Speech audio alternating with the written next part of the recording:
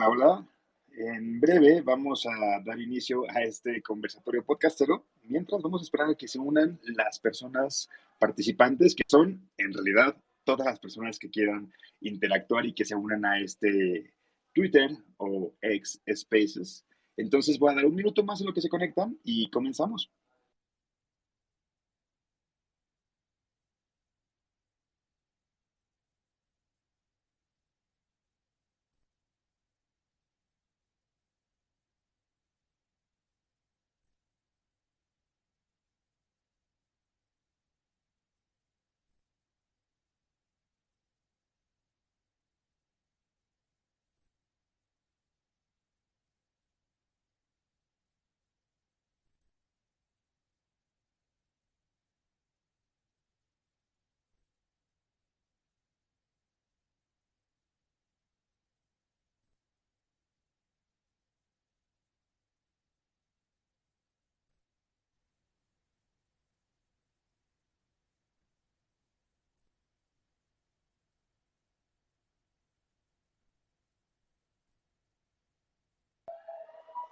Listo, pues bienvenidos y bienvenidas sean a este conversatorio podcastero que lleva por nombre El podcast es cosa de personas hegemónicas, así en pregunta. Y primero, recordarles que esta es una transmisión en vivo, pues todos los errores que puedan suceder por ser una transmisión en vivo, pues van a estar contemplados y entendámoslos. Primero quisiera saber, Mariana, ¿me escuchas ahí para saber si me están escuchando? Puedes activar tu micrófono y decirme si te escucho.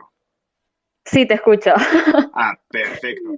Pues Ahora sí. entonces voy a dar la introducción para presentarte. Mi nombre es Nando Montes de Oca, desde la Ciudad de México.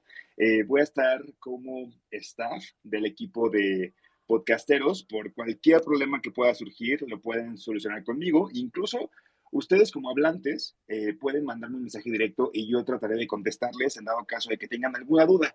Voy a decir algunas cosas en general.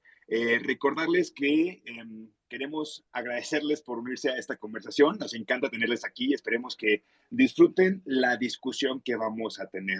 Queremos recordarles también que este es un espacio interactivo y su participación es bastante valiosa.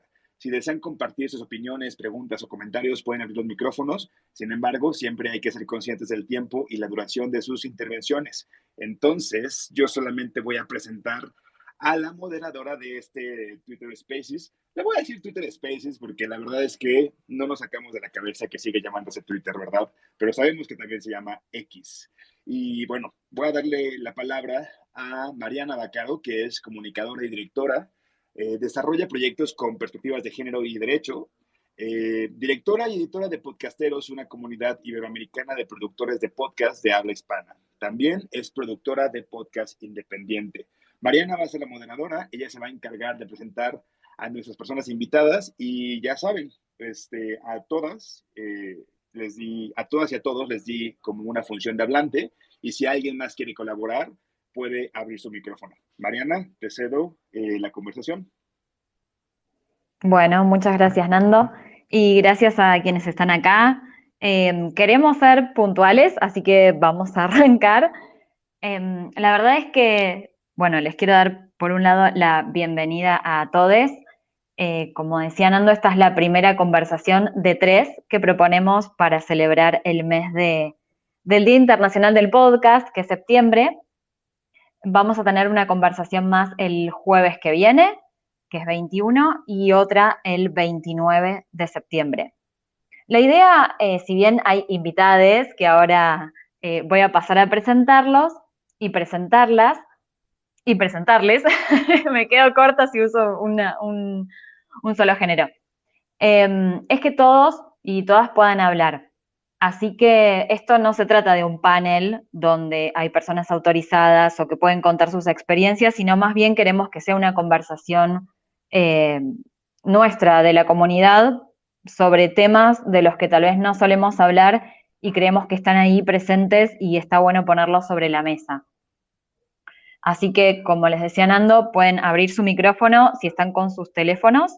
Van a ver abajo un botón como de micrófono y así pueden hablar y también sumarse a contar sus opiniones y sus experiencias. En el día de hoy vamos a hablar un poco sobre la diversidad, queremos preguntarnos sobre si el podcast es cosa de personas hegemónicas, y para eso contamos con el apoyo de Adonde Media y también con algunos invitados internacionales, como es la comunidad. Voy a empezar por Félix Riaño, que es un podcaster histórico, voy a decir, de Colombia. Es autor del libro Todo sobre Podcast, ganó varios premios de periodismo, es profesor de podcasting en Platzi y también en cursos El Tiempo, y es profesor invitado en diferentes universidades de Colombia, México, España y Argentina. Su podcast principal es El siglo XXI es hoy, que ya lleva 11 temporadas en una década. Así que, bueno, Félix, gracias por sumarte hoy. Gracias, Mariana. Muchísimas gracias y saludos a todas, todos, todes. Aquí estamos para conversar. Ok, gracias. Desde Chile está conectada Leila Noriega, que es periodista aymara de Arica, es productora de podcast y dirige la radio AINI. Leila, ¿estás por ahí? Hola, hola, aquí estoy. Estoy transportándome en estos momentos, pero acá estoy conectada. Un gusto, Mariana, por la invitación. Bueno, gracias. Leila también formó parte de Latinoamérica Suena, que fue un taller que hicimos desde podcasteros para personas de pueblos indígenas de toda Latinoamérica el año pasado. Desde Argentina está Piva. Piva es afroargentina con ascendencia Cuom, es productora de podcast y es activista y forma parte del espacio cultural antirracista La Florentina, que acá está como cabecita. Piva. Hola, ¿qué tal? Gracias por la invitación y bueno, veremos qué surge de toda esta charla. Sí, yo ya sé que hay mucho para decir, lo que espero es que nos alcance el tiempo, la verdad. Pero bueno, son periodismo y encima y hay un montón de insights súper valiosos para conversar hoy. Desde Ecuador está Runa Sanabria, que es comunicadora comunitaria transfeminista, es cofundadora de Las Pornógrafes, que es un proceso comunitario con personas trans en la ciudad de Quito. Es maestranda en género y comunicación en la Universidad Andina Simón Bolívar. Y fue parte del programa de periodismo colaborativo Creadoras Camp y Chicas Poderosas. Produce el podcast Nosotres para el proyecto Adelante con la Diversidad 2 y fue colaboradora de podcasteros. Runa, hola. Hola, hola, qué chévere poder estar aquí y también compartir con otra gente, porque creo que el podcast también es como un chance para conocer muchas otras historias, así que qué chévere conocerles a todos. Buenísimo. Bueno, arranquemos. La verdad es que a mí me gusta empezar con datos, ¿no? Como para poder dar un poco el panorama o el contexto donde estamos parados, paradas. Y sucede que con este tema no hay tantos datos.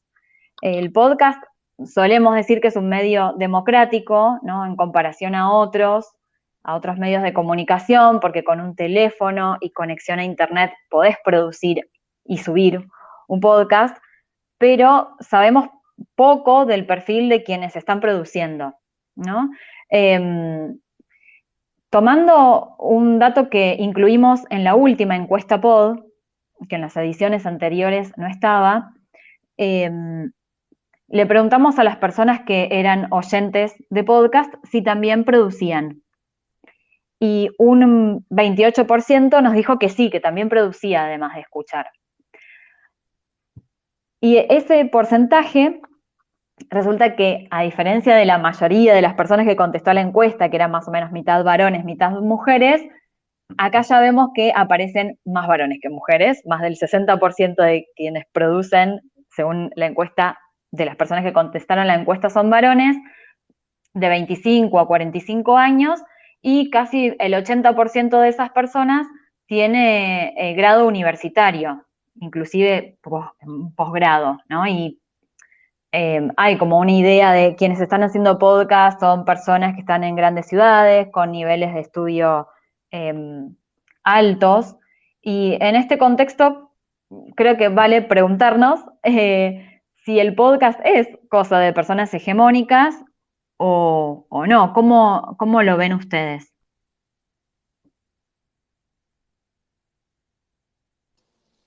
Me atrevo yo a comenzar y Dale. a decir que sí, para mí sí ha sido hegemónico, es decir, ha estado reproduciendo los esquemas hegemónicos de las sociedades en las que vivimos. Ha sido una réplica en el sentido de que comienza y desde el origen mismo en los países donde se popularizó primero, era famoso oír que el podcast era de dos tipos blancos en un garaje hablando de cosas geeks. Y durante mucho tiempo eso se ha prolongado también a nuestros países, también a América Latina, y hemos oído, yo he escuchado durante mucho tiempo muchas voces masculinas haciendo podcast y alojando podcast, pero al mismo tiempo se ha presentado un nuevo escenario en el cual se ocurren nuevos contenidos que llegan, no, ¿cómo explicarlo? Como que espontáneamente se producen liderazgos de voces femeninas, espontáneamente, que aparecen allí un poco sin la lógica de voy a conquistar las listas, sino que llegan de manera espontánea. Voces femeninas que en mi país, en Colombia, ha sido durante muchísimos años la voz de Diana Uribe, con su podcast sobre historia, originalmente un programa de radio en el cual quizás no era ella quien hacía el trabajo de subir el programa como podcast, pero luego dio el salto y pasó a hacer su podcast directamente. Y luego en tiempos más recientes, en títulos de periodismo, ha estado Jimena Duzán en un podcast muy reconocido, ya con el respaldo de una plataforma grande como fue Spotify. Y eso me parece que permite que dentro del caos circundante de tantos contenidos disponibles haya podcasts que no reflejen, algunos podcasts que les va muy bien y que no reflejan la mayoría de esos hombres blancos hablando de tecnología, entre los cuales seguramente estoy yo. Ok, ahí hay una primera categorización, ¿no? de identidades de género, de varones y mujeres. Pero sobre esto creo que Runa nos puede comentar si hay diversidad o cómo ves el escenario respecto a la identidad de género en cuanto a varones, mujeres y otras identidades, ¿no? Que tal vez están esas voces y están para hablar de qué temas también. Hola, pues sí, justamente pensaba que en principio yo tenía una perspectiva del podcast como una, no sé cómo decirlo, como un devenir de la radio, digamos. Es algo que me ha sucedido a mí en mi historia personal, pero luego pensando en que el podcast también se mueve en las plataformas de streaming, que creo que es algo importante también ver esto, como el acceso a la tecnología, el acceso a la internet, que también a veces nos lleva a estas diferencias tal vez generacionales, como quienes están utilizando y sabiendo utilizar la red, digamos también las plataformas de streaming, porque no veo a muchos radialistas haciendo podcast, tal vez, en Ecuador quizás un poco, pero hablando de cosas maricas, que era lo que decías, que también es un poco lo que yo he investigado, es que uno de los podcasts maricas más conocidos es Queer de México, y este podcast es súper reciente, como es de hace algunos años atrás, como no más de 3, no más de 5. Y también yo escuchaba otro podcast que me parecía súper bueno de una compa trans que se llamaba La Hora Trans de Luis Almaguer, que también se construyó de la mano con una casa productora en México. pero estos ya eran espacios que se estaban coproduciendo con casas productoras, con gente que ya estaba con un poco más de experiencia en el podcast, y me lleva a pensar en que quizás estos podcasts son súper visibles, digamos, porque personas maricas están contando historias maricas. Y creo que es una de las cosas que también vamos a hablar como más adelante, pero es que lo que pasa con las personas maricas es que mucha gente ha estado hablando de nosotros, como invitan a gente heterosis a hablar sobre temas de diversidades a veces, y son muy pocos los podcasts que se hacen visibles con gente marica, con gente trans, también como hay muchos menos podcasts. Sin embargo, yo preguntaba en mis redes sociales qué pensaban también, como mis amigues, sobre el tema, y la mayoría pensaba que el podcast sí es democrático, que el uso de la Internet ha permitido que mucha gente sea prosumidora. Entonces, que claro, estamos consumiendo muchos formatos y demás, pero también hay muchas posibilidades para lanzarte a la palestra y producir tu contenido y experimentar. Y así, digamos, yo cacho podcast como Vida de Lesbianas, que también es de México, o aquí de Mariana sí es lesbiana, que son podcasts que quizás no han tenido como mucha difusión, no son muy conocidos, pero dan cuenta que mucha gente sí se ha atrevido a crear podcasts desde sus propias trincheras, que es lo que me parece chévere y es lo que yo también he hecho, como me he aventado a crear podcasts, a conocer un poco de este mundo, porque es mucho más fácil como claro que sería re chévere tener contactos con casas productoras, pero también lo puedes hacer desde tu casa, como desde la precariedad. Y claro que no sería lo óptimo, pero existe esa posibilidad. Runa, y cuando decís que desde las trincheras, yo me pregunto, estando ahí, ¿cuál es la puerta de entrada para empezar a producir? Para pensar que podés estar en ese lugar de prosumidore y no solo de escucha. Creo que de entrada a veces solo es las ganas, porque a mí lo que me pasaba era que me causaba mucho malestar no encontrar representación marica. En Ecuador, la única representación marica que existía era en la televisión y todo era comedia, muy, muy mala, así, muy mala, comedia de 2 centavos, que no reflejaba las realidades y las vidas maricas. Y yo creo que para mí fue muy importante poder mostrar vidas reales y es lo que me gustaba de Queer, digamos, o de La Hora Trans, porque te están contando historias reales trans, digamos, y no solo están hablando del tema trans, sino de las vidas, como de gente haciendo arte, de gente estudiando cosas, de gente trabajando en cosas. Y creo que para las maricas sí es importante crear estas representaciones que nos muestran reales y diversas, y no solamente desde la perspectiva heterosis, que nos sigue metiendo en un cajoncito, digamos, como a hablar de lo LGBTI ahí como una cosa homogénea, extraña. Ok. Bueno, seguiría preguntándote, pero quiero abrir un poco más porque siento que también esta pregunta, esto que tomaste como parte de lo que planteabas recién, de que a veces estas diversidades se toman como temas y no como no una diversidad real en el equipo de producción, sino un tema, ¿no? Como hacer check en, ok, soy progre, entonces hablé de neurodiversidad, hablé de pobreza, hablé de movimiento de mujeres o de indígenas o de comunidad LGBT que como vos decís está como si fuese categorizada, como si fuese una sola cosa y hay muchas, es un espectro como muy amplio.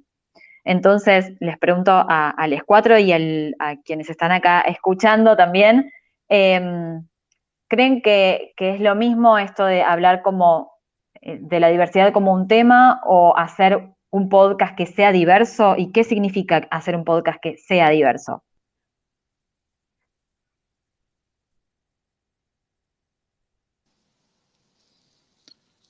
Propongo algo y es imaginar como qué tanto el podcast que se hace es diverso por quien lo hace y qué tanto es diverso por lo que dice.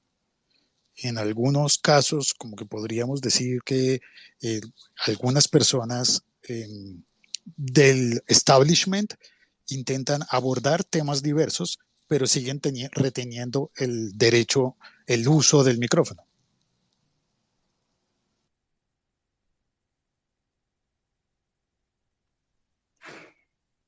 Pienso también, y quizás para generar el debate, porque estaba escuchando Autonomías Podcast, que habla de defensores del agua, básicamente, y pasa algo parecido en Ecuador, digamos, que si escuchamos programas o en otros medios, también en la televisión, las perspectivas de los derechos suelen ser como muy del establishment, como dice Félix. Entonces, a mí sí me parece súper importante, digamos, me gustaría escuchar también como en Autonomías Podcast, en estos espacios que también hablan de la gente ahí, que están hablando con la gente que cuida el agua o que genera estos procesos, porque en el podcast ha sido chévere escuchar voces y espacios donde la gente está, como no son solo temas, sino viviendo estas cosas.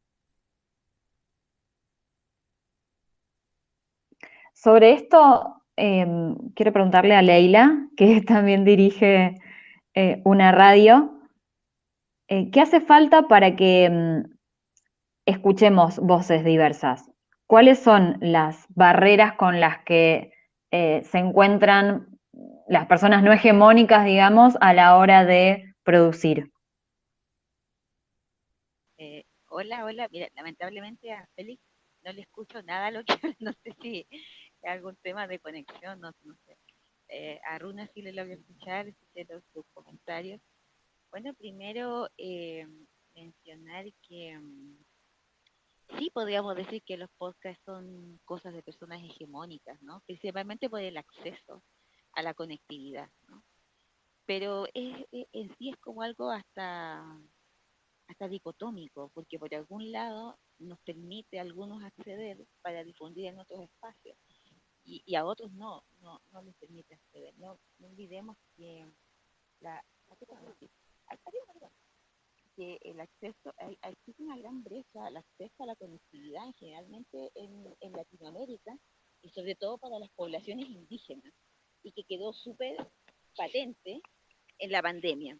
Pero por otro lado, en el caso de Chile específicamente, existe una gran masificación del celular, ¿no? Y creo que uno puede pensar que las conexiones de celular están como que fueran, es casi como un mundo paralelo. Entonces, en el caso, lo que hago yo, principalmente que hablo para población indígena en el extremo norte de Chile, y hablo precisamente incluso dentro de la población indígena que en Chile no se habla, porque en Chile generalmente se habla de los mapuches y no se habla de lo que pasa, por ejemplo, con la población aymara, quechua, oricanantaya, en fin, las otras diversidades. Eh, una de las cosas que he usado mucho también es difundir a través de WhatsApp. Y ahí creo que hay un espacio más menos hegemónico o más democrático, increíblemente, ¿eh? Increíblemente porque eso, y sobre todo en la pandemia, tiene cierto, no había conexión para que los niños tuvieran acceso a la educación por plataformas de páginas web, de computadoras, pero sí por celular. Y ahí creo que vamos acortando estas brechas. Y también sobre la diversidad de voces, evidentemente, o sea, hablan los mismos de siempre. Y se da algo, yo no sé, desconozco las audiencias en otros países, pero la audiencia chilena es una audiencia bastante fome, bastante tradicional. Cuesta mucho introducir otros medios en los medios, digamos, de que lee las capitales, ¿no? En este caso Santiago de Chile. La gente en Chile lo mismo que ve en la tele, en la televisión abierta hace poco, o la tienen no pública, la televisión abierta, lo mismo lo busca en redes sociales, lo mismo replica después en otras redes. Bueno, también será porque hay gente que la conoce más, la ven más, más familiar verle, no sé, o escucharle. Entonces, cuesta un poco. Y pero creo que también al final uno va viendo espacios como espacios de nicho, ¿no? Y hablando a ciertos públicos y a ciertos espacios, y ahí creando, ¿no? Cómo llegar a eso. Eh, Creo que en general los medios de comunicación, para que se haga más masivo lo que uno habla, siguen replicando a los mismos. Y ha quedado develado de alguna forma a través de los movimientos sociales en los últimos años que la gente no quiere escuchar a los mismos, ¿no? Pero mientras en el caso de Chile, donde los medios están sumamente atomizados, es difícil que se masifiquen las otras voces. Claro, nosotros ocupamos ciertos espacios, ciertos nichos, tratamos de abrir, hay una gran cantidad también de creación, hay mucha creación de podcast, no tan periodístico quizás como lo que hago yo de alguna forma, hay más de producción, pero que sigue siendo para cierto espacio. Eso es verdad. Bueno, buscando no encuentra, pero si queremos llegar a las otras masas, a los otros espacios, es complejo, porque los mismos que manejan los medios hegemónicos son los mismos que manejan estas otras plataformas también. Pero bueno, yo creo que ese es el esfuerzo que se hace, no por eso uno se va a quedar con los brazos cruzados, no por eso no vamos a darles voces a las diversidades indígenas, por ejemplo, que por ejemplo el mismo caso de Argentina en estos momentos, ¿no? Lo que está pasando con la Minga ya con la gente de Jujuy, que la verdad, cómo se ven esas brechas de conocimiento que tratan a las personas casi como de tribales de las películas del western, ¿no? De las películas norteamericanas. Entonces, a uno dice, ojo, ¿qué pasa entonces con la diversidad de voces? Y me retomo con esto, termino con esto de que a veces puede ser estas otras voces como algo anecdótico, ¿no? Algo folclórico, algo, como decía Nante Runa, algo así como está de moda, ¿no? Hablar de las diversidades. Pero bueno, yo creo que en definitiva, por lo menos desde el espacio que hablo yo, desde los pueblos indígenas, es una estrategia también para visibilizar los conflictos que tenemos y que no son solamente cosas folclóricas, son cosas muy profundas en América Latina. Eso. Leila, cuando comentás esto en relación a lo que producen, tengo una consulta respecto a quienes escuchan. Las producciones que hacen desde los pueblos indígenas, ¿sabés con más o menos el porcentaje de personas si son de la comunidad o no? ¿O qué perfiles tienen las audiencias? Mira, desconozco si en Chile existe alguna especie de estudio a nivel como nacional respecto a las audiencias. En Chile no existe ninguna institucionalidad que se ocupe de la audiencia. En primer lugar, puede ser que haya universidades que hagan especies exploratorias. Finalmente somos nosotros como los mismos medios o las organizaciones también de agrupaciones de medios alternativos, de medios comunitarios, y que generalmente se reporta como en especies de la comunidad más cercana, ¿no? En el caso, por ejemplo, yo uso varias estrategias. Yo uso el internet, uso la radio FM, uso el celular para ir compartiendo y diversificando las voces. Y eso, pero es difícil. Yo no tengo ninguna cifra ahora ni puedo decirlo, porque como te digo, no existe ni desde la institucionalidad estudio de audiencia, ni tampoco las universidades regionales levantan. Puede ser que exista algo a nivel. Lo que existe en Chile son mediciones de conectividad, pero no, eso tampoco te diría cuánta gente escucha y qué escucha qué. Recién el año pasado se está haciendo un levantamiento de parte del gobierno respecto a la existencia de medios y otros medios, donde también estaríamos nosotros, ¿no? Los medios más digitales, la creación mediática, sin necesariamente salir de los medios tradicionales. Así que eso te podría decir. Ok. Bueno, recuerdo a las personas que están que quien quiera comentar algo puede activar su micrófono y preguntar o comentar, dar su opinión. Eso está abierto a que lo hagan. Así que, así como... Para mí está bueno que sea solo audio porque me da la sensación de que es algo más tranqui, ¿no? Que si nos viésemos las caras, pero está bueno, ya que hablamos de diversidad de voces, que se animen a también a compartir sus opiniones.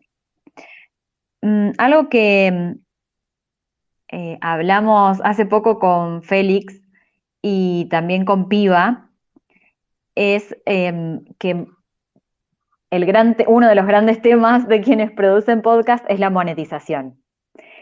Y algunas de las líneas de financiación que se consiguen tienen que ver con países centrales, podemos decir, o para ponerlo en términos literales, Estados Unidos o organizaciones europeas sobre todo, muchas veces ofrecen capacitaciones o financiación para producciones de sectores subrepresentados. Y ahí entra latinoamericanos, como si fuésemos una sola cosa, ¿no? Como una sola identidad de personas subrepresentadas.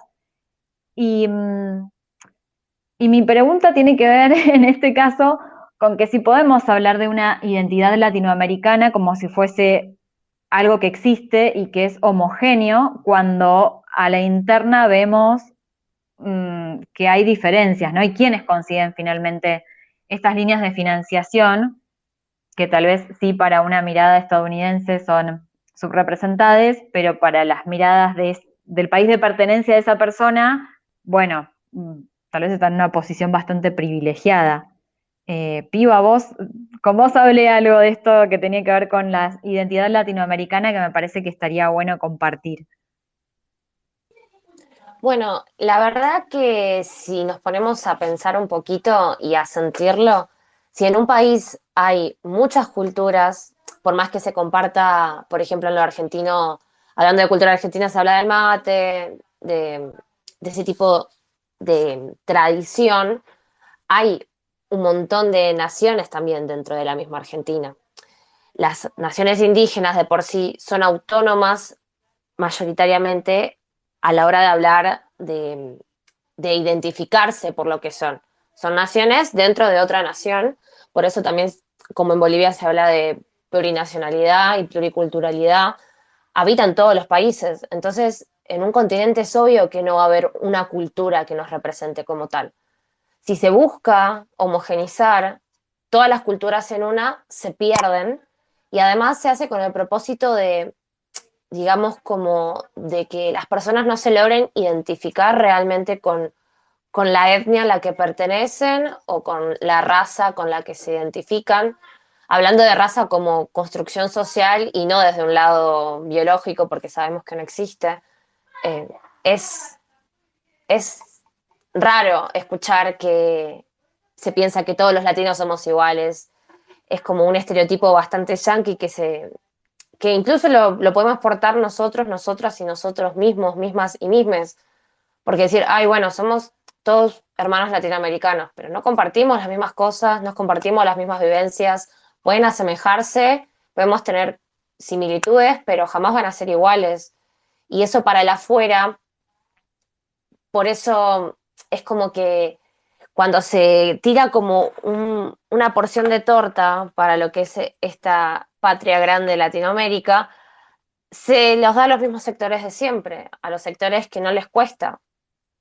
O sea, hablamos de personas de clase media alta, seguramente blancas, que digamos que están acomodados en una estructura que justamente les permite llegar a esos beneficios que nos pueden llegar a dar unos otros. Es raro que se le quiera dar alguna beca a una persona que no sea hegemónica. No, porque recaemos en el mismo problema de, me gusta que se hable de diversidad, pero quiero que hablen de diversidad personas hegemónicas, que no viven esa diversidad y que no saben qué es en sí. Pueden tener un concepto, pero no están en el día a día, no saben lo que realmente es serlo. Entonces viene por esa mano.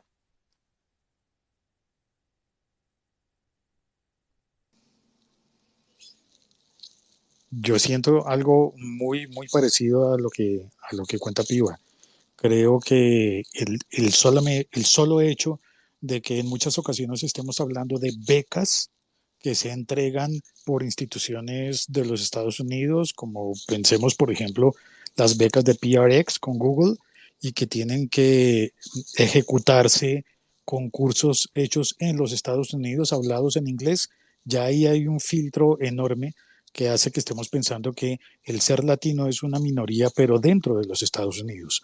Y entonces se entregan las becas a personas que viven en San José de Costa Rica, en Bogotá, en Colombia, en Santiago, en Chile. Y cuando vamos a ver, esas son las capitales de los países. y probablemente las becas que se entregan en otros niveles y en otras instituciones también estén llegando a personas que ya han tenido una entrada a, por ejemplo, a universidades de élite, lo cual está muy bien para las personas que pueden tener ese privilegio, darse ese lujo de entrar a universidades de élite de sus países y también de los Estados Unidos, tomar cursos en universidades o en instituciones, en asistir, por ejemplo, como, como practicante o como pasante en NPR o en BBC en Londres, pues eso realmente no está abierto para todo el mundo. Y quizás deberíamos estar como apuntando más a programas como el Sound App de Spotify, que no sé qué tanto ha funcionado porque no he visto que lo hayan hecho en mi país, pero me gustaría conocer, por ejemplo, cómo funcionó el Sound App en Argentina, que estaba destinado a buscar justamente dar voz a esas poblaciones que no han tenido el acceso directo a los micrófonos.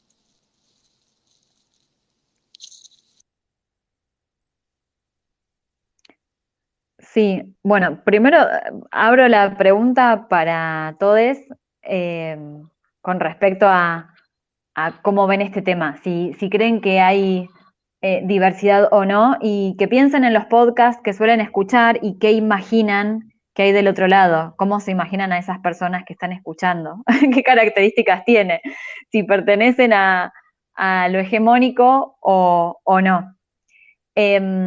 Con respecto a lo último que decías, Félix, yo participé como facilitadora en el Sound Up de Argentina y la verdad es que no hay publicados como resultados públicos como para poder eh, plantear acá, bueno, los resultados fueron estos. Sí me parece que tuvo en el momento de la búsqueda de perfiles, que en Argentina fue para jóvenes, eh, por ser un segmento etario de los más empobrecidos, cuando vemos cómo repercute la pobreza en Argentina según las edades, y también subrepresentado en quienes producen podcast en Argentina.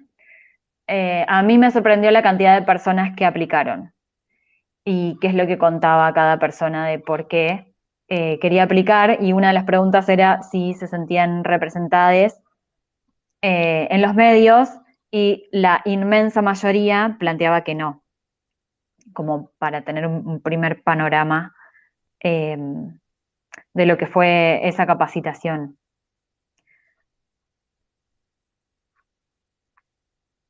Hay algo que surgió en Latinoamérica Suena, y que está, digamos, como implícito tal vez, y estamos hablando como desde lo político ahora, pero si vamos a lo artístico, los corro un poco de foco, pero pensando en lo mismo. Eh, ¿Cómo creen que puede repercutir el hecho de que haya diversidad en la producción de podcast en relación a lo sonoro? En relación al qué puede sonar que no está sonando. No sé si tienen algo para compartir, si no, comparto algo que sucedió en Latinoamérica Suena, pero me gustaría como escuchar respecto a si creen que se escucharía distinto, ¿no? En el caso de Argentina, creo que lo que más sonaría distinto sería en la forma de hablar. Acá en Buenos Aires se tiene una forma particular como en todas las provincias y eso también varía dependiendo la zona donde te encuentres de esa provincia. Y como la mayoría de los podcasts que son mainstream, porque hablando de la hegemonía, no es que no haya diversidad de voces, lo que pasa es que se apunta y lo que se viraliza y lo que se pega, digamos, de alguna forma, son las mismas voces de siempre de personas hegemónicas. Eh, entonces, creo que una de las primeras diferencias sonoras sería eso, la forma de hablar, de comunicarse, porque también hay como jergas que no se manejan igual. Eso me parece muy rico y muy lindo de destacar cuando dentro de una misma provincia te das cuenta que ciertas personas de cierta clase hablan con jergas que otras no. Y para mí eso es una riqueza cultural preciosa, que se pierde muchísimo a la hora de la viralización de los podcasts que hay, al menos acá.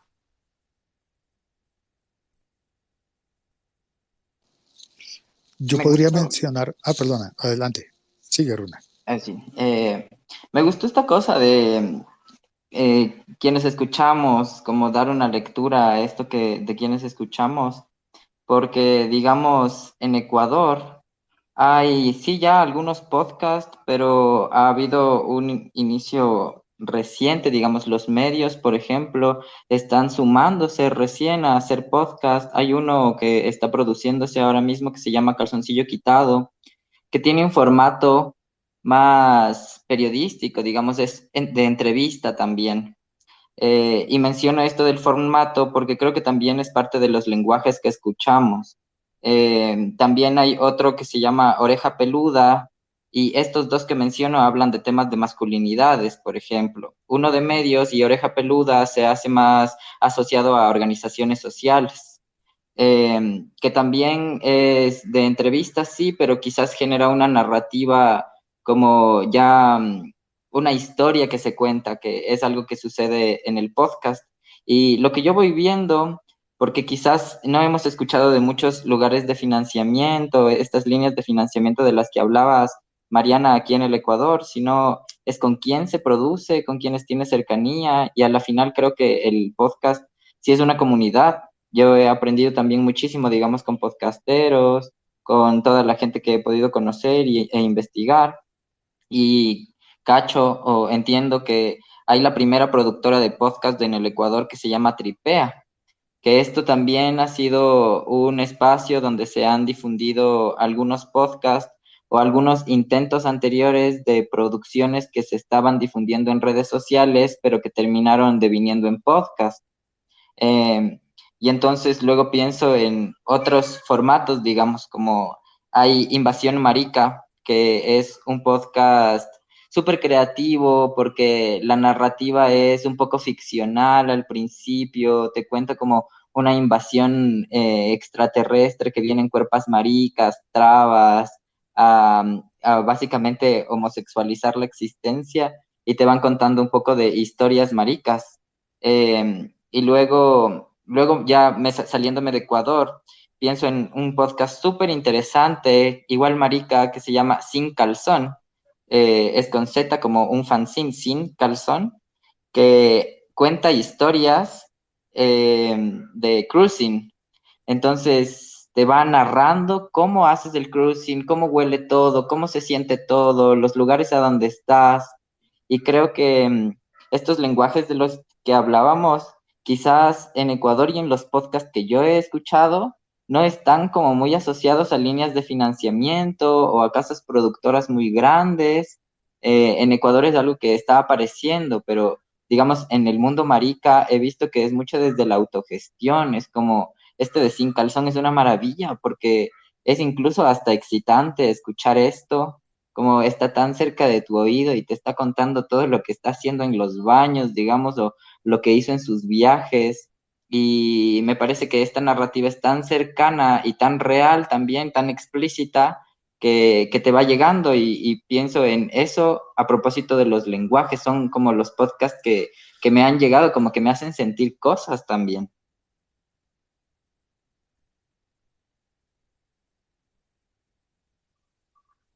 Y para quienes están escuchando, ¿tienen alguna experiencia de haber escuchado un podcast que se escuche distinto, que la diversidad esté también puesta en lo sonoro?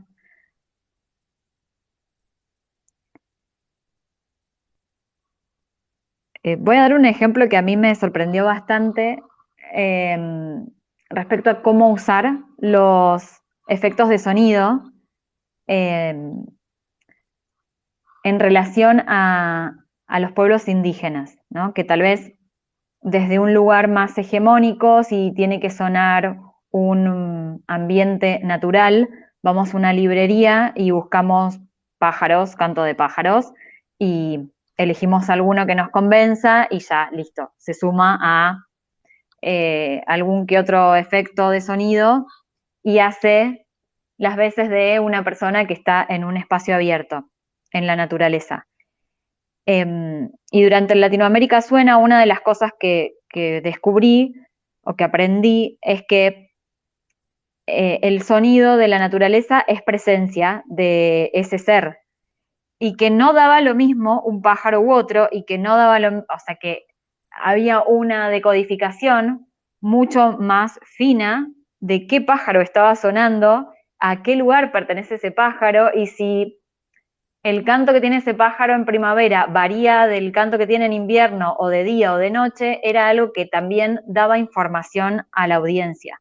Entonces había un cuidado muchísimo mayor respecto a tener que ir a grabar esos efectos que sonaban en esos podcasts que retrataban algún espacio natural, porque se entendía distinta el ser naturaleza.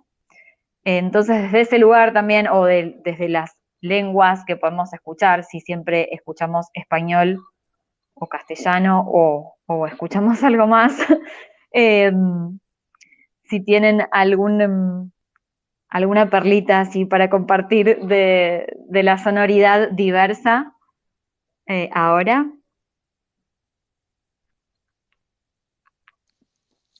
Yo quisiera compartir que una cosa que sentí en un taller que tuve que impartir para comunidades indígenas en el Putumayo, en el sur de Colombia, colindante con Ecuador.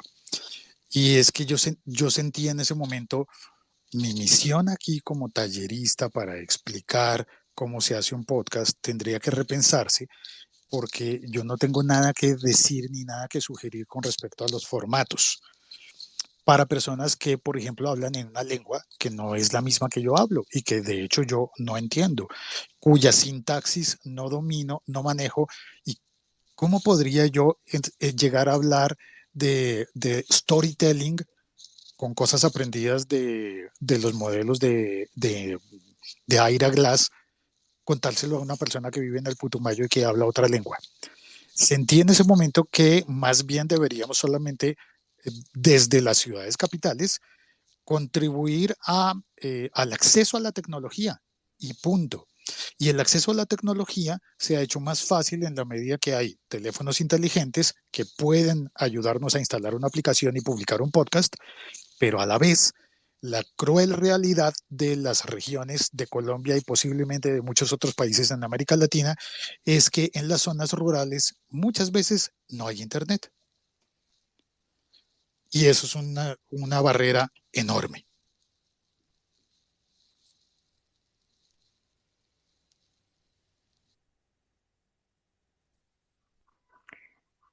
Bien, sí, la brecha digital es una de las barreras, creo que más marcan el hecho de que los perfiles de quienes producen y qué tipo de contenido se produce se estandarice de alguna manera. Estamos cerca del horario de finalizar, entonces, tanto a quienes fueron invitados como a quienes están acá participando, escuchando, hacemos una ronda de recomendaciones de podcast que salgan de este perfil hegemónico de producción para escuchar. ¿Qué podemos escuchar que esté como fuera? ¿Qué podcast tienen para compartir? Tal vez antes de las recomendaciones, igual con esto, creo que pensando en los lenguajes y para quién estamos creando podcast, yo mencionaba que sentía que era un devenir de la radio. Hay los radialistas apasionadas y apasionados que están en algunos países de Latinoamérica, se consideran prepodcasteros, me decían en una entrevista justo para un boletín que escribí. Y las formas en las que cuentan las historias también es mucho jugar con los efectos de sonido, con la ambientación del momento y del lugar. Y es algo que también me pasó mucho con el podcast de Leila, como había mucha agua, digamos, el efecto del agua. Entonces sí pienso que claro, las brechas digitales y demás son importantes, pero también se han ido reduciendo bastante con la pandemia, en realidad. Pero creo que aparte de esas brechas, creo que también generar estos contenidos que sean cercanos y que desde la sonoridad nos acerquen a nuestros territorios y a nuestras realidades es súper importante y creo que hay muchas experiencias. Entonces, eso yo comenzaría estas recomendaciones con busquen a radialistas apasionadas y apasionados, tienen ahí unas historias maravillosas de distintos temas, tienen un montón de producción.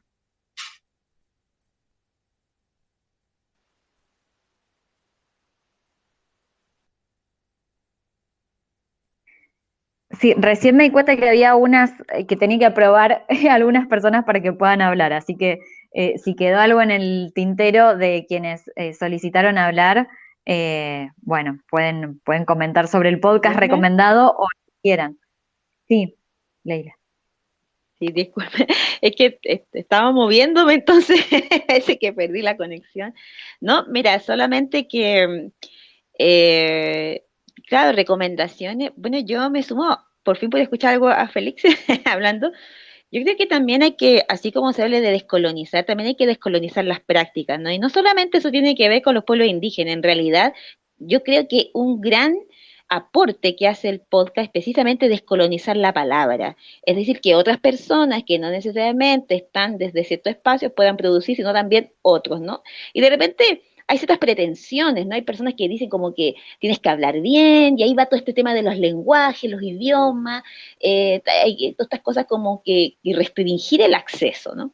Entonces, yo creo que ese es el gran valor que tiene todas estas aplicaciones y cada vez hay más y uno se vuelve loco, loca, buscando y buscando ahí, pero creo que tiene que, eso aporta mucho. Ahora, el gran valor que tiene el audio es que precisamente no tenemos que mirarnos y a veces no queremos vernos también, ¿no? Porque hay todo esto de los estereotipos de quién se ve en la imagen aún, sobre todo en Latinoamérica. Entonces, ¿quién me ve? ¿Cómo me veo? Y el audio te da esa magia de que no te tienen que ver, de que no te van a criticar, de que no te van a ver, no sé, tu color de piel, que es un tema en Latinoamérica. Y claro, lo que tú contabas antes, y estaba escuchando cuando hablabas sobre todos estos trabajos con pueblo indígena, claro, porque para nosotros, en general, la tierra, el territorio también es parte de, ¿no? Yo no hablo sola, yo hablo con todos los seres vivos y no vivos, con el entorno, y el entorno es importante.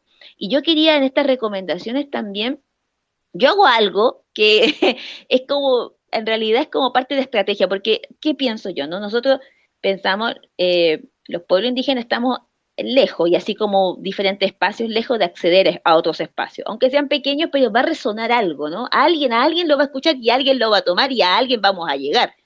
Entonces, uso la estrategia, una estrategia múltiple. Y por ejemplo, ahora el último trabajo que estoy haciendo, que vamos a trabajar a través de un fondo para mujeres, hacemos mezclas, no hacemos talleres, preparación, y luego mezclamos diferentes cosas, autocuidado, radio, qué sé yo, identidad, y después les toco a las personas, porque también eso, el ejercicio de escucharse también es como retomar un ejercicio viejo, ¿no? Como que, como habla un poco Gudina en todo esto del post-extractivismo, son cosas como que fueran viejas, cosas descartadas. Pero creo que esto del valor del sonido, del valor de escucharnos, nos retoma esto, a darnos un tiempo, a conversar, a, y a escucharnos, ¿no? Porque la voz también expresa en las declinaciones, en el tono, en el volumen, expresa estados de ánimo, nos envuelve también. Entonces, yo lo que hago, y lo hago con población indígena, es tocar los que graban. Escuchamos, nos compartimos mucho, acá se usa mucho el WhatsApp, mucho, es como el medio preferido, yo creo que entre el Facebook y WhatsApp, pero WhatsApp es el rey. Entonces las señoras se escuchan, pero luego también nos escuchamos. Y creo que eso ahí da el valor de como un poco, también hay otros espacios de comunicación comunicación indígena, donde también está de la co-creación, ¿no? Y creo que ahí está la descolonización de la voz y del audio, no solo con que démosle acceso a Internet, no solo, sino también la co-creación, cómo le devolvemos. Y así va, hay gente que va a ir seguir creando, quizá no va a tener esa continuidad o no va a tener, pero sí creo que hay que hacerlo. Así que, bueno, yo una recomendación, si fuera eso, ¿no? Como eh, también que se escuchen, también los otros y nosotras mismos. Yo antes sentía mucha vergüenza escucharme, porque hay palabras que no pronuncio bien y todo, y cuando yo estudiaba periodismo, ¡ay! No, en radio me retaban mucho, pero le perdí el miedo y ahora mi ejercicio es también hablar en otros idiomas. Yo no soy hablante originaria, pero en las producciones que hago introduzco a personas que son hablantes y que haya otra voz y que haya otros tonos y hacemos espacio. Y con esto termino el último trabajo que ahora estamos difundiendo sobre memorias de andinas en dictadura a propósito de los 50 años en Chile. El trabajo lo hacemos con personas andinas y también lo hago con una compañera trans. Entonces, esta mezcla de espacios, de voces, de tono, de formas de hablar, también le da una riqueza. Y eso, escucharse también, de repente el audio, tocarlo en un parlante. Yo hago eso, nosotros hacemos un tallercito de radio y nos ponemos en la calle a escucharnos. Y la gente para a escuchar, ya no solo a mirar, no solo a leer, sino a escuchar esas voces. Eso, gracias. ¿Ah? Gracias, Leila. Piva.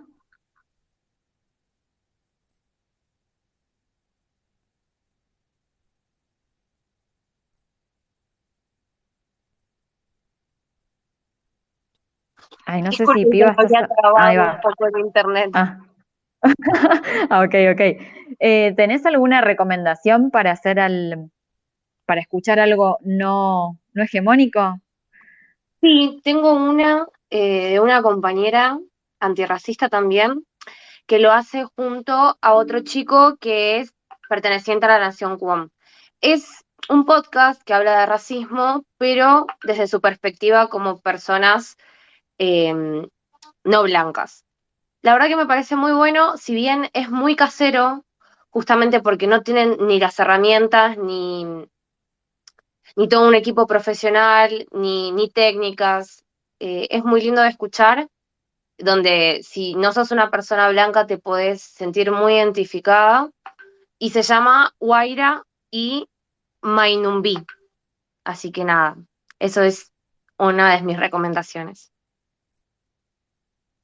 Bueno, gracias. Si pueden poner un tweet después con el link de la recomendación, así desde Podcasteros retuiteamos y se encuentra más fácil, armamos ahí un listadito de cosas no hegemónicas para escuchar. Félix, ¿tenés alguna recomendación? Sí, yo quisiera recomendar a una creadora colombiana que tiene un podcast que se llama Catarsis y en su segunda temporada hizo Diarios del Exilio. No solamente es una historia, no solamente es de algo enmarcado dentro de las violencias sexuales en contra de las mujeres, que además en esa segunda temporada han tenido que recurrir al exilio de su país. Y creo que es un podcast muy valiente y que necesitamos más espacios para tener podcasts para decir cosas necesarias para toda la sociedad. Genial. Bueno, Pacha había pedido hablar, pero no sé si era para alguna pregunta que ya pasamos. Igual no quiero dejar de preguntarte si querías compartir algo antes de cerrar. Hola Mariana, buenas noches a todos, a todos. Bueno, yo formo parte, mi nombre es Richard, soy parte del colectivo Pachacamani desde La Paz, en Bolivia. Y bueno, hemos estado muy atentos escuchando. Gracias por este tipo de conversatorios. Me parecen bien interesantes las últimas reflexiones que han habido. Nosotros formamos parte de un colectivo boliviano de podcasteros también y hemos realizado un taller con comunidades a solicitud de una fundación. Hemos hecho un taller con comunidades de la Amazonía de Bolivia y ahí hemos topado con varios aspectos que ha mencionado también Félix hace un momento. No, esto de la barrera tecnológica, el acceso al Internet, que nos ha dado el reto de poder amoldar qué tipo de herramientas podríamos proporcionarles a los hermanos y hermanas que están ahí, ¿no? Y hay otro elemento que ha surgido dentro de esos talleres que me hace repensar un poco esto de la hegemonía, que es que también se piensa que el podcast solamente puede ser realizado desde gente que trabaja en radio, ¿no? Y esa me parece que puede ser vista también como una disciplina hegemónica vinculado a la producción de lo sonoro, del audio, ¿no? Entonces creo que eso hay que pensar también porque de este grupo de personas con las cuales hemos compartido estos tips, prácticamente ha sido, uno tenía que ver con temas radiales y las demás personas eran gente, líderes de sus comunidades, de las organizaciones de base, a quienes teníamos que explicar un poco a poco qué es. Bueno, incluso en la movida boliviana, en nuestro caso como colectivo, tampoco somos comunicadores, somos de diferentes áreas que nos gusta el formato del podcast.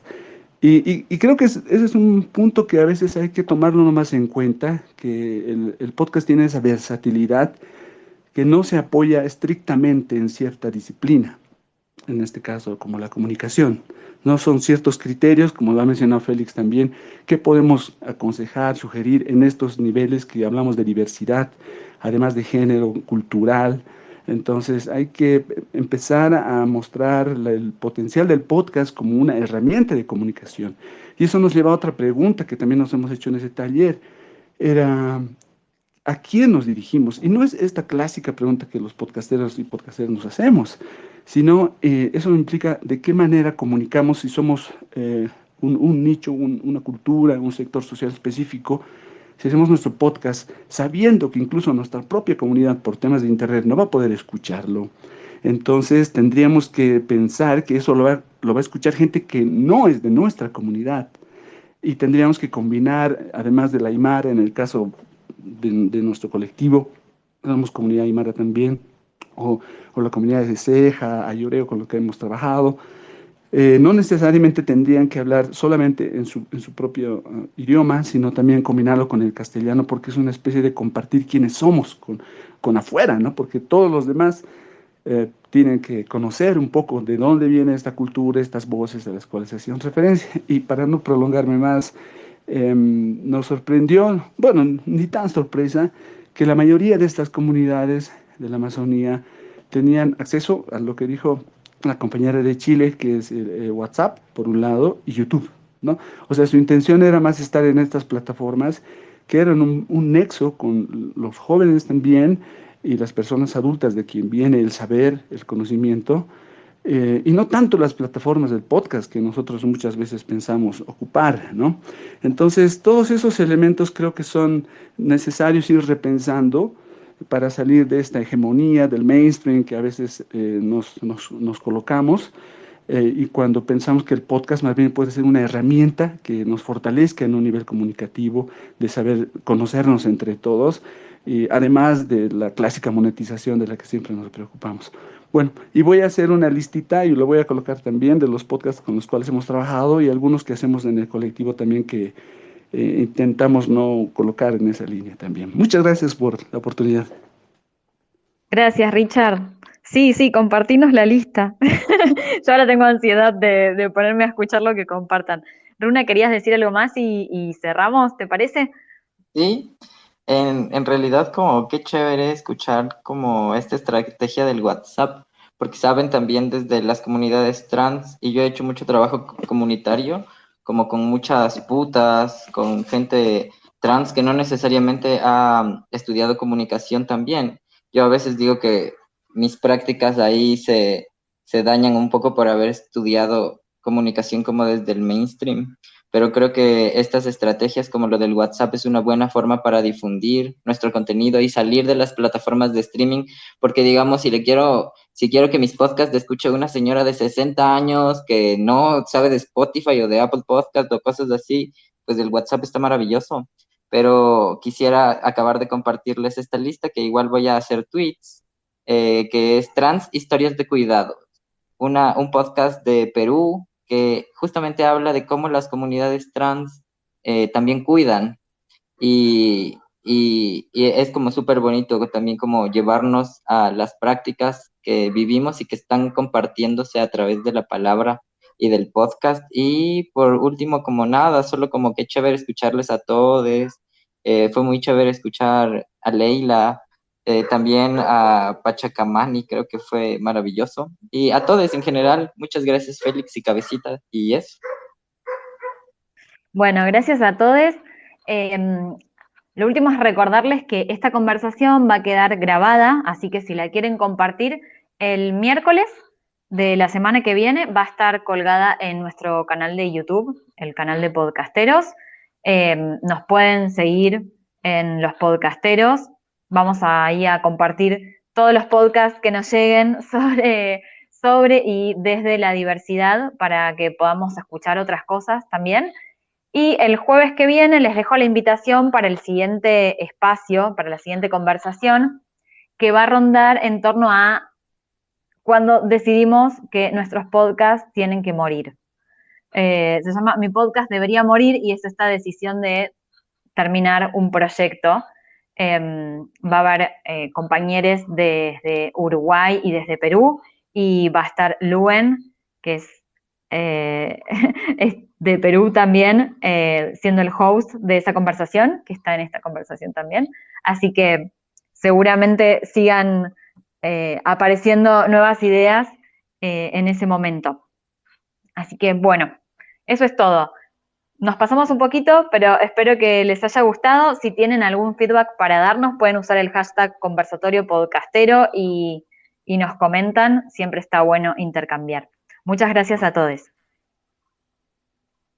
Ahí quedó grabado, Mariana, bueno, no grabado, quedó en un hilo los podcasts que iba encontrando mientras hablaban las recomendaciones. Entonces, creo que nada más me faltó uno, pero ustedes pueden usar ese hilo para poner más recomendaciones, sobre todo a la gente que no prendió el micrófono. Entonces, usemos ese hilo para poner más recomendaciones de podcast y recuerden que la siguiente semana va a quedar esta conversación en YouTube. Muchas gracias y voy a finalizar la conversación. Hasta el próximo jueves.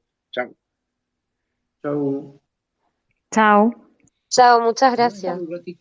Chao, muchas gracias. Estuvo genial.